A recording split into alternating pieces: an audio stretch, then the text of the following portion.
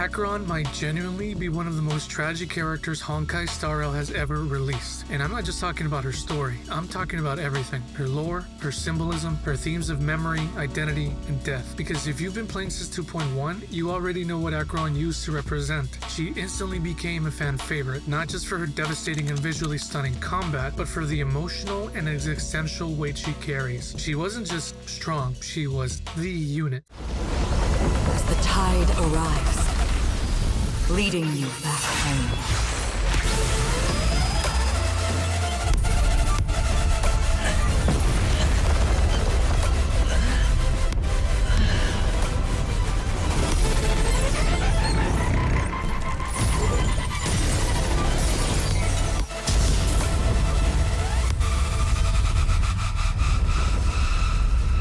The character that Hoyoverse had placed all bets for. The damage ceiling was absurd, the animations were insane, the lore matched the power. She felt exactly what an emanator of nihility should feel like. But now, we're in a completely different era of Star Rail. The meta has evolved, newer carries have entered the game, and the conversation around Acheron has changed a lot. In this video, we're diving deep into why Acheron stands as one of HSR's most tragic characters, exploring her symbolism, philosophy, fading identity, and how even her gameplay reflects her doomed journey. And if there's one thing I'm certain of, is that I think Acheron's entire existence is built around one idea. In lore and in meta, nothing lasts forever. It's raining. Care to join me for a walk?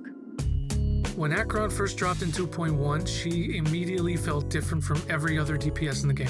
Not just because Sela existed or because she can erase enemies from existence with a single slash, but because of the way she speaks, the way she walks, and the way she forgets. Even the way the world bends around her feels less like life and more like the aftermath of something that already ended. Acheron is not written like a hero, she's written like a ghost. Her name isn't chosen at random. In Greek mythology, the river Acheron is one of the 5 rivers of the underworld, specifically the river of woe, that souls must cross to reach the afterlife. She's an emanator of nihility tied to 6, which is a cosmic black hole that embodies a belief that all existence is meaningless. One of the most terrifying aeons in the game's cosmology, and that alone already tells you everything. She is essentially one of the closest playable characters to an aeon level force. That puts her in a league of her own in terms of strength. But how did this come to happen? Well, characters in HSR follow a path. Acheron has been consumed by one. There's a difference. Paths in HSR are basically philosophical realities made manifest. The hunt is purpose, harmony is unity, destruction is chaos, etc.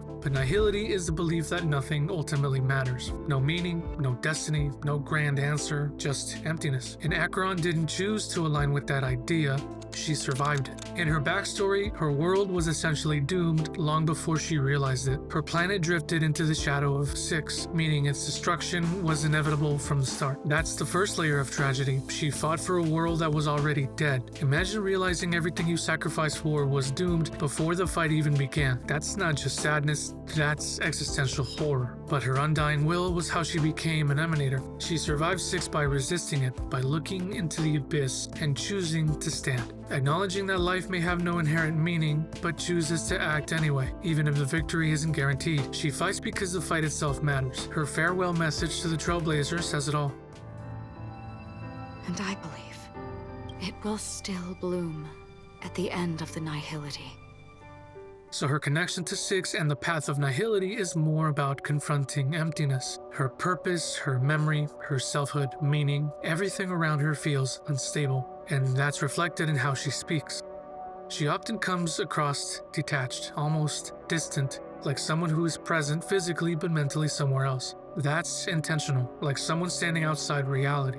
Her story and presence in Penacony heavily reinforce this idea that she exists in a state of emotional detachment and philosophical resignation. She feels like someone who has already accepted the collapse of meaning. That's what makes her so compelling. Everything she once believed in failed. Her home, gone. Her people, gone. Her memories, fractured. Even time itself feels broken around her. This is why her dialogue often sounds dreamlike, almost prophetic. She speaks like she already knows outcomes. The eerie sense that she exists slightly outside normal time. Whether you interpret that literally or symbolically, it serves the same purpose. Acheron is emotionally disconnected from the present. That's textbook existential writing. She isn't living in the now, she's living in between what was lost and what will inevitably be lost again. That's why she feels so calm. It may not be exactly peace, but it is resignation. Listen, touch, and ponder.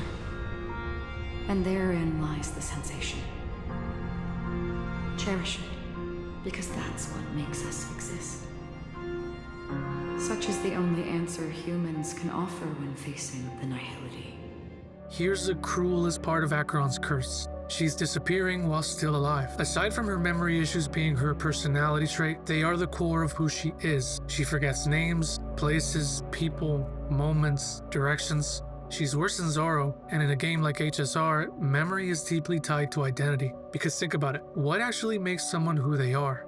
Their experiences, their memories, the people they've met, the pain they've gone through. So when Acheron's memory begins to fracture, it's like pieces of her identity are being erased. She used to like to cook, but using her power, her blade origin, a vessel holding every memory of its use, which is effectively consumed when drawn and can sever fate itself, erodes her senses and memories. With every draw of her sword, she loses taste, smell, color, and fragments of her past. She's not dying in body, but in self. This decay occurs regardless of her intention, forcing her to rely on emotions and intuition, rather than memory to interact with the world. She intentionally restrains herself from drawing the blade to prevent total self-annihilation, and only unsheathes the weapon to guide those who have embraced death toward a peaceful end. When she destroyed the dreamscape of Penacony, wiping out all people in an instant, it wasn't out of malice, it was mercy. Those souls were trapped in a false paradise, doomed to suffer under Sunday's twisted dream. She freed them and made them wake up, a self-annihilator of her own existence, which is why so many players connected with her on a deeper level, because she isn't just dealing with trauma, she's dealing with the fear of losing herself, or maybe she's content with it. And honestly,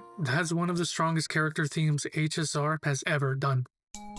Acheron's connection to the Trailblazer is defined by mysterious pre-existing familiarity, metaphysical guidance, and potential shared destinies rather than a confirmed past relationship. During their first encounter in the dreamscape, Acheron claims the Trailblazer evokes memories of an old friend, noting they once crossed blades for the male Trailblazer, or stood shoulder to shoulder for female Trailblazer, though she obviously cannot recall specific details. Acheron communicates with the Trailblazer through ominous red text, suggesting she can imprint words on the Trailblazer's mind to influence their actions. But what's interesting is while Acheron appears to be an ally, she has played a part in manipulating the Trailblazer to ensure specific events occur, like when allowing Firefly's death to proceed to maintain the flow of Elio's script, suggesting her assistance is calculated rather than purely benevolent. But she also saved us from death in Enforius 3.2, right at the moment Trailblazer accepted her fate.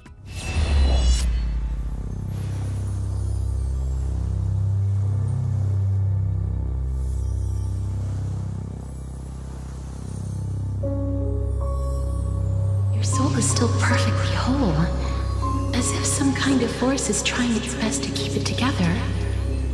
Is it Ornyx's final blessing? Or is it a miracle of your own? Like a ferryman, guiding the Trailblazer away from the realm of death to prevent them from looking back and losing their way. The Trailblazer feels an inexplicable connection to Acheron, while Acheron herself is aware of a possibility that they are linked, hinting that she may be part of a longer script involving the Trailblazer's path toward finality or nihility. But it's a part of HSR's ongoing story, so we'll just have to see where it goes. Unfortunately, Acheron's tragedy didn't stop at lore. It happened in the meta. When she was released, she had the highest damage ceiling in the entire game. Naturally, as it happens with most new units, but everyone's expectations, the highest. Everyone's wallet after release, the lowest. And it stayed like this for a while. That's why her release felt so massive. For a long time, players treated her as the gold standard for what a premium DPS should look like. And honestly, they were right. But as HSR moved deeper into 3.x and now beyond, the game introduced newer carries. Break compositions dominated, fell off, then came back. Rest in peace follow-up, left too soon. Honkai Star Rail? I thought the game was called Remembrance, but at least DOT is great again.